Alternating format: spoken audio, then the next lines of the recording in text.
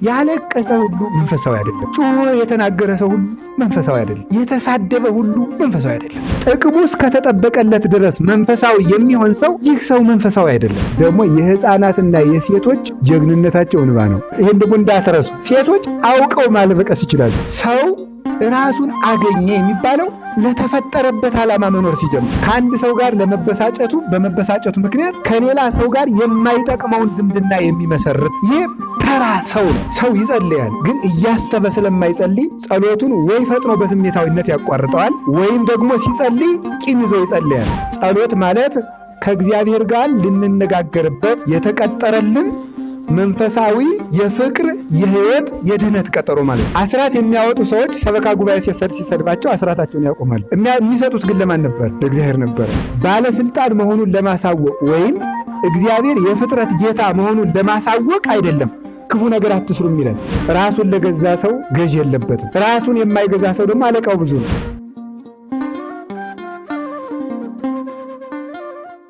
ያስተምሩ የነበሩ አንድ ልንሆን ይገባናል፣ ልንታረቅ ይገባናል፣ አንድነት ያስፈልገናል የሚባሉ ሰዎች ዘራቸው ሲነካ መጀመሪያ የሚቆጡ ለምን ይመስላችኋል? መጀመሪያም መንፈሳዊ አልነበረም።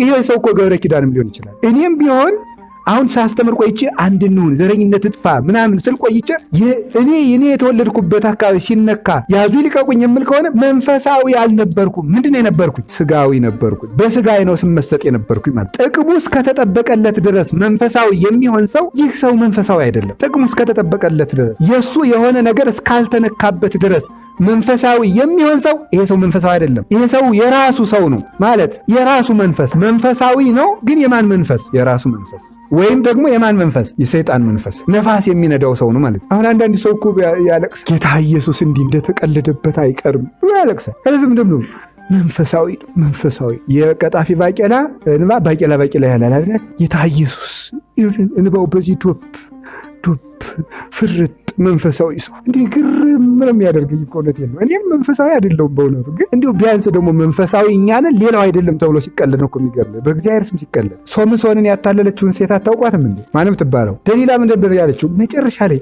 አትወደኝም ማለት ነው። ድንዋን ዱብ ደግሞ የሕፃናትና የሴቶች ጀግንነታቸው እንባ ነው። ይሄን ደግሞ እንዳትረሱ። ሴቶች አውቀው ማልበቀስ ይችላሉ። ይገርማችኋል እኮ ሴት አውቃ ከፈለገች አንድ ደቂቃ ላልቅስ አላልቅስ ብላ ታስባለች። ይሄ ነገር በንግግር ይሻላል በለቅሶ ብላ ታስብና በለቅሶ እንደሚያዋጣት ካሰበች ታለቅሳለች። እኔ እኮ ለአንተ የምደብቀው ነገር የለኝም በፍጹም ብላ ታለቅሳለች። ግርም ነው የሚያደርገው እኮ። አቅዶ ማልቀስ ይችላሉ ሴቶች ማለት አቅደው እቅድ ነድፈው ስንት ሰዓት ማልቀስ አለብኝ ጭምር ማልቀስ ይችላል። አልቀስ እኔ እኮ አይቼ ነው መጽሐፍ ቅዱስ ላይ ነው እኮ ያየሁት። ማን? ደሊላ ስታለቅስ አትወደኝም እያለች ስታለቅስበት አቅፋ እውነት መስሎት የዋው ፀጉሬን እንደዚህ ስታረጂው ኃይል ይለቀኛል አለ። አሳሰረችው። ግን ምን መሰላችሁ? ለምንድነው ግን የምታለቅሰው ካላችሁ ይኸውላችሁ የምታለቅስበት ምክንያት እያወራችሁ ባለችው ሐሳብ ሳይሆን እያወራችሁ ያለችው ሐሳብ ባለመፈጸሙ የሚቀርባት ያኛውን ጉዳይ እያሰበች ነው የምታለቅሰው። ምክንያቱም ሰው የሚበላው አጥቶ ነው የሞተ ይሄ ሰውዬ ሲባል የራሱ ጦም ማድር አሳስቦት የሚንሰቀሰቅ ሰው እንዳለው ማለት የራሱ ጦም አሳስቦት በረሃብ ከሞተ ሰው ልቅሶ ሁሉ የሚያለቅስ ሰው ሊኖር ይችላል። ለራሱ እኔም እኮ እንደዚህ ነኝ እንደዚሁ አይ ሰው ጫጨቃከሉ እንግዲህ እንደዚህ ነገ እንደም ብሎ ሊያለቅስ ይችላል። ስለዚህ ሰው እኛ የሚመስለን በያዝነው ርዕስ እያለቀሰ ነው የሚመስለን። ሰውየው ግን በራሱ ዓለም ነው የሚያለቅሰው። ይሄ ነገር እኮ ካልሆነ ችግር ነው ብሎ የሚያለቅሳል። ሰው ያለቀሰ ሁሉ መንፈሳዊ አይደለም። ጮሆ የተናገረ ሰው ሁሉ መንፈሳዊ አይደለም። የተሳደበ ሁሉ መንፈሳዊ አይደለም። ወይኔ ቤተ ክርስቲያን እንዲህ መቀለጃውን ዓለም ቢሆን መንፈሳዊ አይደለም። የእግዚአብሔር መንፈስ የመረጋጋት መንፈስ ነው። የመረጋጋት መንፈስ ብቻ አይደለም፣ ራስን የመግዛት መንፈስ፣ ሌሎችን ባሪያ ካልሆናችሁልኝ የሚያስብ የሰይጣን መንፈስ አለ። እንዲያውም ቅዱስ ጳውሎስ ምንድን ነው የሚለው? እናንተ በዋጋ ተገዝታችኋልና የራሳችሁ አይደላችሁም። አሁን ፀጉራችሁን አታሳድጉ ሲባል ቀለል ያለ ነገር ነው ማነሳው። የምትቆጡት ለምን ይመስላችኋል? መንፈሳዊነታችሁ በራሳችሁ ነው የምትመሰጡት ማለት። ሴቶችም አንዳንድ ነገሮችን አስተካክሉ ስትባል እንደው አንዳንድ ነገሮችን እምቢ የምትሉት ለምን ይመስላችኋል? በራሳችሁ ስለምትመሰጡት። መንፈሳዊነት ግን ራስን መካድ ነው እና ደግሞ ራስን ማግኘት ማለት ነው ፈረንጆቹ አበላሽተውት ነው እንጂ ሰልፍ አክቹዋላይዜሽን ብለውታል። ራስን እውን ማድረግ ብለው ተርጉመውታል። ግን ይሄ ስህተት ነው። ራስን እውን ማድረግ የሚሉት እነሱ ኳስ የመጫወት ፍላጎት ካለ ተጫወት፣ ጥሩ ተጫዋች ትሆናለህ ብለውን ያን ነው እሱ ሰልፍ አክቹዋላይዜሽን የሚለው። ነጋዴ መሆን ከፈለክ ነግድ፣ ማግባት ከፈለክ አግባ፣ መመንኮስ ከፈለክ መንኩስ የሚል ፍላጎትህን ወደ ተግባር አምጣው የሚል የስኬት መንገድ ብለው አሁን ሰው ሁሉ ስኬታዊ ይሆናሉ ብሎ በየኢንተርኔቱ መከራውን የሚዳክርበት ማለት። ግን ምን ማለት መሰላችሁ? ሰው ራሱን አገኘ የሚባለው ለተፈጠረበት ዓላማ መኖር ሲጀምር። መኖር የጀመረ ሰው እሱ ራሱን እያገኘ ነው ማለት። ለተፈጠረበት ዓላማ፣ ለፈለገው ዓላማ አይደለም፣ ለተፈጠረበት ዓላማ ወይም ከእንስሳት ተለይቶ፣ ከአራዊት ተለይቶ፣ ከእንጨት ተለይቶ፣ ከድንጋይ ተለይቶ ወይም ደግሞ አይምሮ ከሌላቸው ፍጥረታት ተለይቶ ሰው ለሆነበት ነገር መኖር ሲጀምር፣ ሰው ለሆነበት ምክንያት መኖር ሲጀምር ይሄ ሰው መንፈሳዊ የሆነ ነው ማለት። ሰው ለሆነበት ምክንያት፣ ሰው የሆነበት ምክንያት ማንን ለመምሰል ይመስላችኋል? ስለዚህ እግዚአብሔርን ስንመስል ምን ሆን ማለት ነው? መንፈሳውያን። ስለዚህ ሰው መንፈሳዊ ይባላል። እንዲህ ይላል አንደኛ ቆሮንቶስ ምዕራፍ 2 ላይ ሰው ፍጥረታዊ ሰው መንፈሳዊ ሰው ብሎ ደግሮታል። ፍጥረታዊ ሰው። ኦሪት ዘሌዋውያን ደግሞ ማናቸውም ሰው ይባላል። ማናቸውም ሰው ኃጢአት ቢሰራ መስዋዕት ርግብ ያምጣ ይላል ኦሪት ዘሌዋውያን። ማናቸውም ሰው የተባለው ይሄ ሰው ምንድን ነው?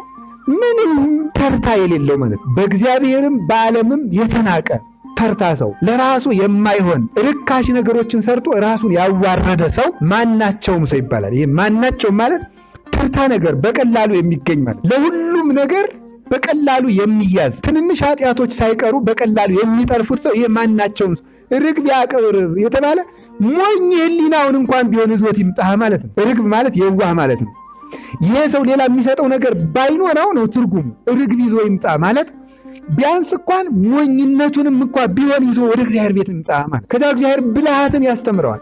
እንዲህ ተብሎ እንደተጻፈ እግዚአብሔር የዚህን ዓለም ሞኝ ነገር ምን አለ ይላል መረጠ ስለሚል ያለብመዋል፣ ልባም ያደርገዋል። ሞኝነቱንም ቢሆን ይዞት ይምጣ። ማናቸውም ሰው የሚባለው በምናምንቴ ነገሮች ላይ ራሱን እያታለለ ዘመኑን የሚገፋ ሰው ነው። ሲከፋው በዘፈን ደቂቃዎቹንና ሰዓታቱን የሚያሳልፍ፣ ሲበሳጭ ሰክሮ ራሱን ደልሎ የሚያድር፣ ከአንድ ሰው ጋር በመበሳጨቱ ምክንያት ከሌላ ሰው ጋር የማይጠቅመውን ዝምድና የሚመሰርት ይህ ተራ ሰው ነው። ማናቸውም ሰው ራሱ የሚወድቅበትን ስራ የሚሰራ ሰው ተራ ሰው ይባላል።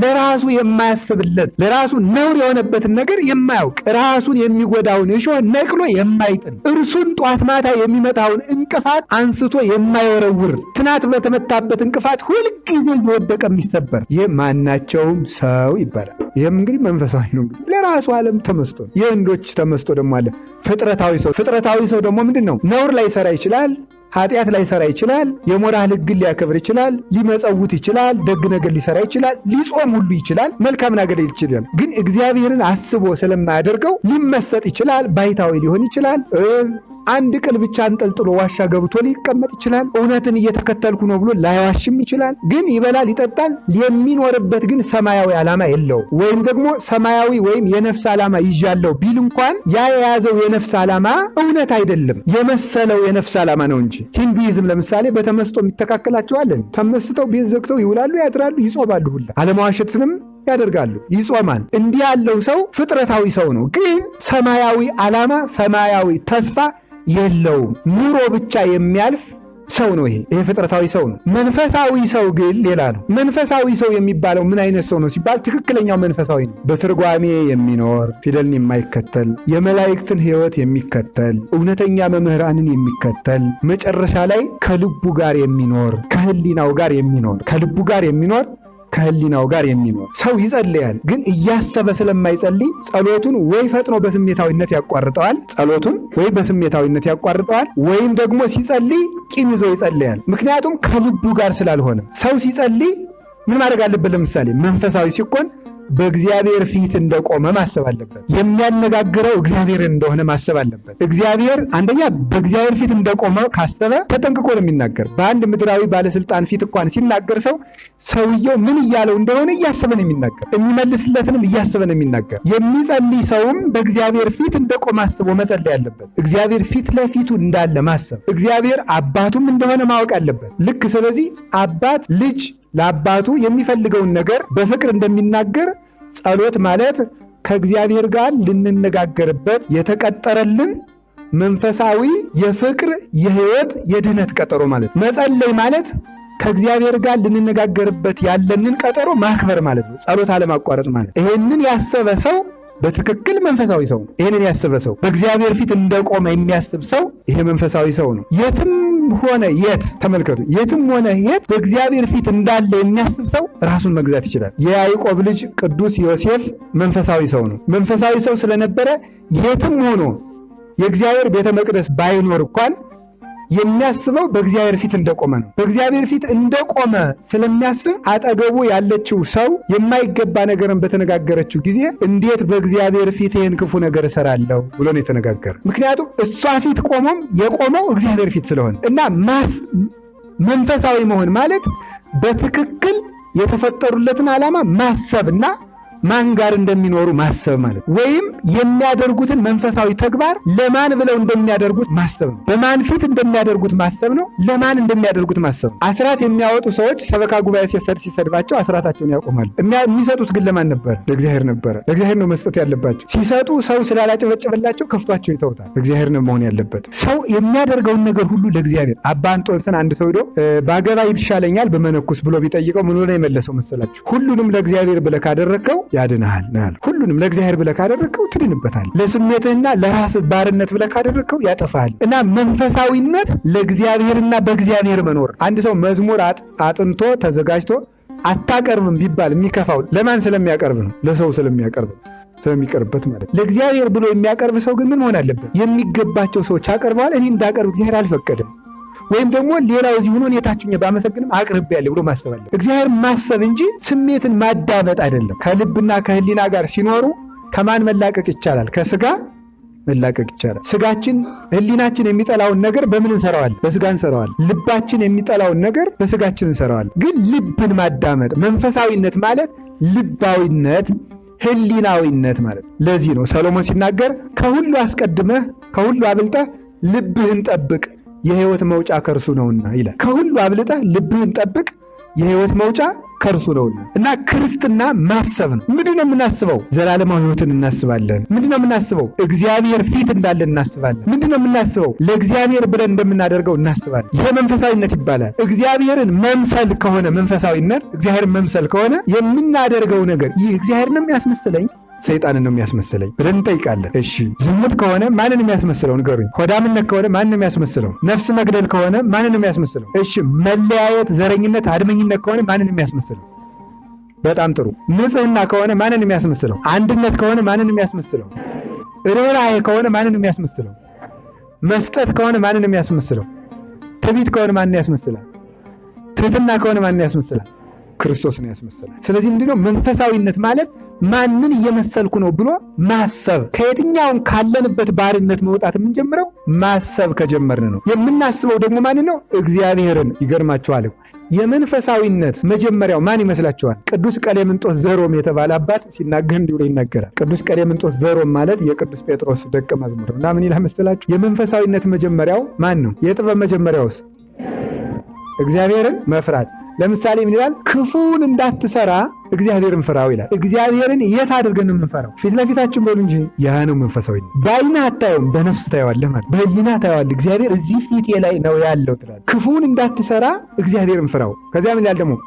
በጎውን እንድትሰራም እግዚአብሔርን ፍራው ይላል ደግሞ ቅዱስ ቀሌምንጦስ። ምን ብለን የምንፈራው ደግሞ? ይሄን አድርግ ብሎኝ አላደረግኩም፣ ታረቅ ብሎኝ አልታረቅኩም፣ ስጥ ብሎኝ አልሰጠውም፣ ትጋ ብሎኝ አልተጋሁም፣ መጽውት ብሎኝ አልመጸወትኩም፣ ተማር ብሎኝ አልተማርኩም፣ ቅዱስ ሁን ብሎኝ ቅዱስ አልሆንኩም ብለን እናስባለን። ስለዚህ መልካም ነገር ላለማድረግም እግዚአብሔርን አስበው። እግዚአብሔር ግን ይህን አድርጎልኛል፣ እየሰጠኝ እቀማዋለሁ፣ እያቀረበኝ እርቀዋለሁ፣ እየተከተለኝ እሸሻለሁ፣ እየወደደኝ እጠለዋለሁ፣ እያቀረበኝ እርቃለሁ፣ እየሰጠኝ እነሳዋለሁ፣ እያነሳኝ እወድቃለሁ። እኔ እንደዚህ ነኝ፣ እግዚአብሔር ግን ይወደኛል ብሎ ይህንን ማሰብ ይገባል። ሰው ይህንን ማሰብ ሲጀምር ነፍሱ ህሊናውን መግዛት ትጀምራለች። ህሊናው ስጋውን መግዛት ይጀምራል። ህሊናው ስጋውን ሲገዛለት ይሄ ሰው በመንፈስ መመላለስ ይጀምራል። ተስፋውም ሰማያዊ ይሆናል። በሚያቸው ምድራዊ ነገሮችም በሚቀርቡለት ምድራዊ ነገሮችም ምን አይልም፣ አይደነግጥምም፣ አይደሰትምም። ተሸለምኩ ብሎም መጠን አያልፍም፣ ተቀማው ብሎም አይኮማተርም። በልክ መኖር የሚጀምር ሰው መንፈሳዊ ሰው ይባላል። በአጭሩ መንፈሳዊነት ማለት ማንን መምሰል ነው? እግዚአብሔርን መምሰል ማለት ነው። መንፈሳዊነት ማለት እግዚአብሔርን መምሰል፣ እግዚአብሔርን መምሰል መንፈሳዊነት ይባላል። ስለዚህ ዕለት ዕለት የምናድገው ኃጢአትን ለምንድን ነው እግዚአብሔር አታድርጉ፣ አትስረቁ፣ አታመንዝሩ፣ አትቀሙ፣ አትግደሉ፣ የራሳችሁ ያልሆነውን ነገር አትመኙ፣ ሌላውንም ነገር የሚያዘን ለምንድን ነው ካላችሁ እርሱን እንድንመስል ስለሚፈልግ ነው። ባለስልጣን መሆኑን ለማሳወቅ ወይም እግዚአብሔር የፍጥረት ጌታ መሆኑን ለማሳወቅ አይደለም ክፉ ነገር አትስሩ የሚለን።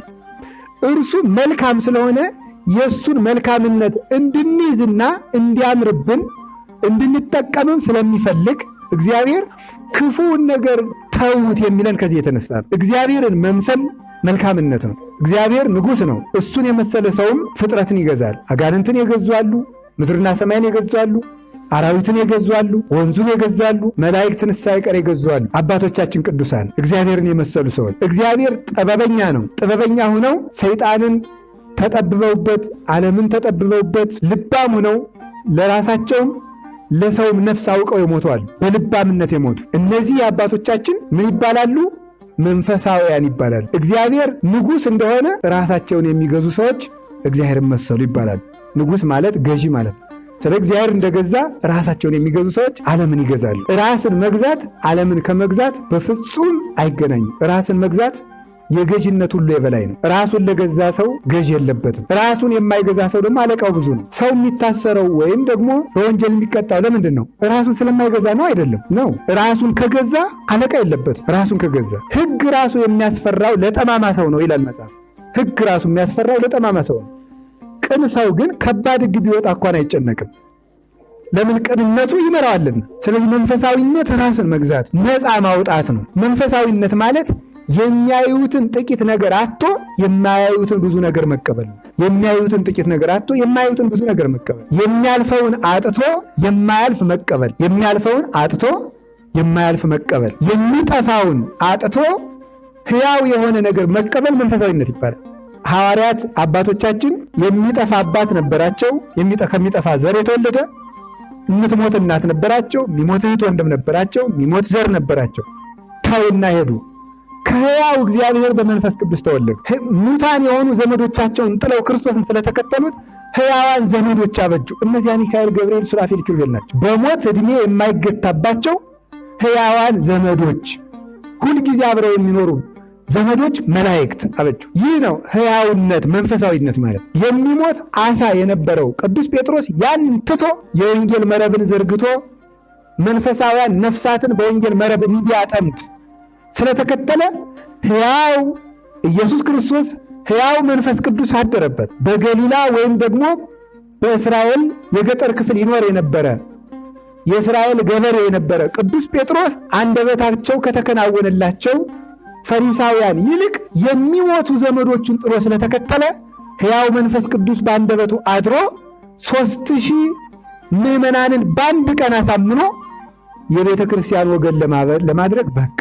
ሙት ነገርን የተወሰው ሕያው ዘመድ ያበጃል። የሚያየውን ተስፋ የተወሰው የማይታይ ተስፋ ያገኛል። የሚያየውን ነገር ለእግዚአብሔር ብሎ ያጣ ሰው የማይታየውን ነገር እግዚአብሔር ደግሞ ለሱ ብሎ ይሰጠዋል። ስለዚህ የሚታየውን ተስፋ ማድረግ ተስፋ አይደለም ይላል ቅዱስ ጳውሎስ ሮሜ ምዕራፍ 5 ላይ። የሚታየውን ተስፋ ማድረግ ተስፋ አይደለም። ስለዚህ መንፈሳዊነት ማለት ሕሊናን ማስተካከል፣ ልብን ማስተካከል፣ በሕግ መኖር እና በእግዚአብሔር ፈቃድ መኖር ነው።